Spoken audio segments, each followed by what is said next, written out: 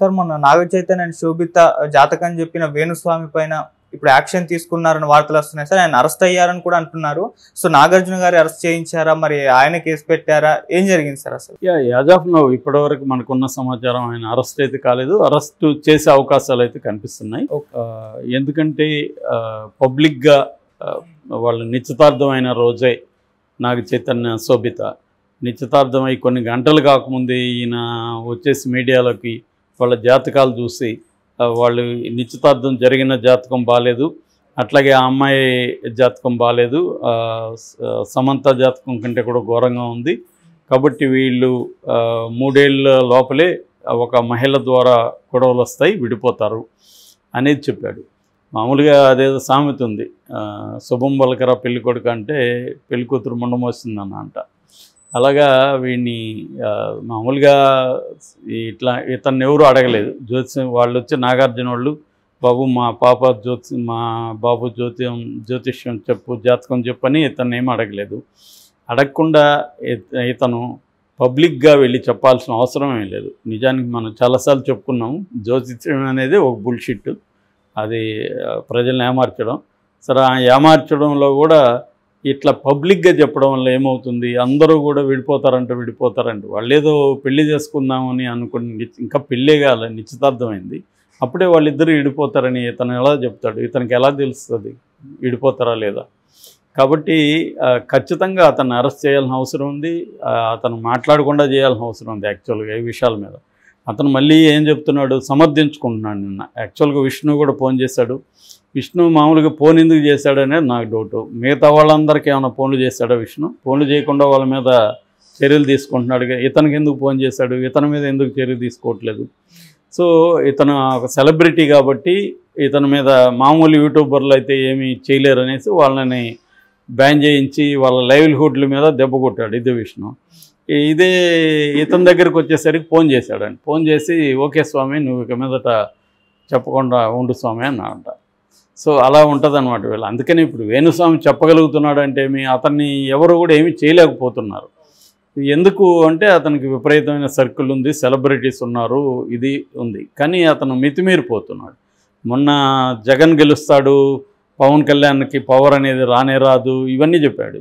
ఏమైంది? రివర్స్ అయింది. దానికోసం ఇంకా నేను రాజకీయాలు చెప్పను, రాజకీయ వాళ్ళ జ్యోతిష్యాలు చెప్పను అన్నాడు.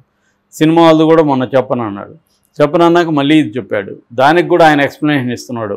నేనైతే మామూలుగా అయితే చెప్పను, కానీ ఇది ఎందుకు చెప్పానంటే గతంలో సమంత నాకు చెప్పాను కాబట్టి దానికి లింక్ ఉంది కాబట్టి చెప్పానంట. దానికి లింక్ ఉంటే నేను చెప్పమని ఎవరిని అడిగాడా?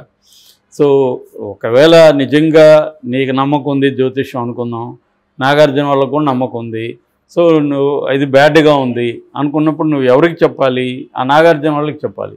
బాబు మీరు నిశ్చితార్థం జాతకం బాగాలేదు, దానికి ఇంకేదో ప్రతి దాంట్లో జ్యోతిష్యంలో ఏమంటే పరిహారం ఒకటి ఉంటుంది, ఆ పరిహారం ఏదో చేసుకోండి అని ఏదన్నా చెప్పి ఆయనే చేస్తాడుగా, యజ్ఞాలు యాగాలు అదేదో ఆయన వామాచార మెథడ్స్ అంతా చేస్తాడు, మాంసము మద్యము అన్నీ పెట్టి తంత్ర వామాచార ట్రెడిషన్లో ఆయన చేస్తాడు.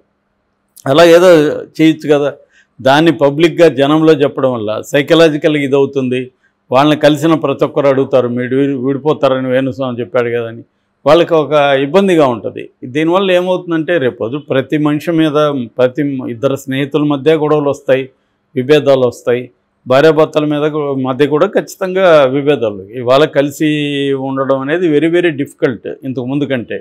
ఇంతకుముందు ఎవరో ఒకరు కాంప్రమైజ్ అయ్యేవాళ్ళు, ఇవాళ కాంప్రమైజ్ అయ్యే పరిస్థితి లేదు. స్త్రీలు గతంలో కాంప్రమైజ్ అయిపోయి రాజీ పడిపోయేవాళ్ళు, ఇవాళ స్త్రీలు కూడా కాంప్రమైజ్ మేము ఎందుకు అవ్వాలి అనేది ప్రశ్నిస్తున్నారు. అది ఖచ్చితంగా మంచిదే, ఎందుకంటే విమెన్ ఎందుకు సరెండర్ అయి ఉండాలి మగవాళ్ళకి? సో వాళ్ళు కూడా సంపాదిస్తున్నారు, వాళ్ళకి ఫ్రీడమ్ ఉంది, వాళ్ళు అడుగుతున్నారు. సో అడగడం ఇటువంటి ఇద్దరు ఈక్వల్గా ఉండి వాళ్ళ మధ్య ఖచ్చితంగా ఇష్యూస్ వస్తాయి, వాళ్ళ అనేక కంపాటబిలిటీ ఇష్యూస్ వస్తాయి, కెరియర్ పరంగా వస్తాయి, పిల్లల్ని కనుక్కోవాలా లేదా వస్తుంది, తర్వాత అఫేర్లకు సంబంధించి నువ్వు ఎంతమంది ఎందుకు మాట్లాడుతున్నావు, అబ్బాయితో ఎందుకు తిరుగుతున్నావు, వీడు అమ్మాయితో ఎందుకు తిరుగుతావు, ఇవన్నీ వస్తాయి. ఇంకా సెలబ్రిటీలకి ఇంకా ఎక్కువ ఇష్యూస్ ఉంటాయి. సో అందువల్ల వాళ్ళ మ్యారేజ్ నిలబెట్టుకోవడం వెరీ వెరీ టఫ్ ఈ కాలంలో. అటువంటిది ఇంకా పెళ్లి కాకముందే ఇతను విడిపోతారని ప్రచారం చేయడం అంటే ఖచ్చితంగా అతన్ని అరెస్ట్ చేయాల్సిన అవకాశం ఉంది, అవసరం ఉంది. ఎందుకంటే ఇది ఇలా ప్రతి ఒక్కరికి చెప్తే వాళ్ళ లైవ్స్ ఎంత ఘోరంగా ఉంటాయి అనేది ఊహించుకోవాలి.